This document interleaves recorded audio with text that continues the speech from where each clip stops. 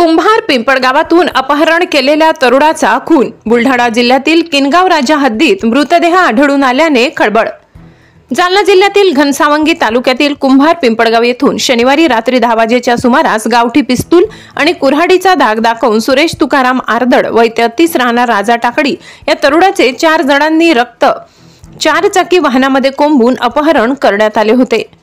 दरम्यान अपहरण झालेल्या सुरेश तुकाराम आरदड यांचा आज सकाळी बुलढाणा जिल्ह्यातील किनगाव राजा पोलीस ठाण्याच्या हद्दीत तडेगाव टाकरखेडा रोडवर शेतात मृतदेह आढळून आलाय. त्यामुळे अपहरणकर्त्यांनी सुरेश तुकाराम आरदड यांचा खून करून त्याचे प्रेत दुसऱ्या जिल्ह्यात नेऊन फेकून दिल्याचा आरोप करण्यात येत आहे.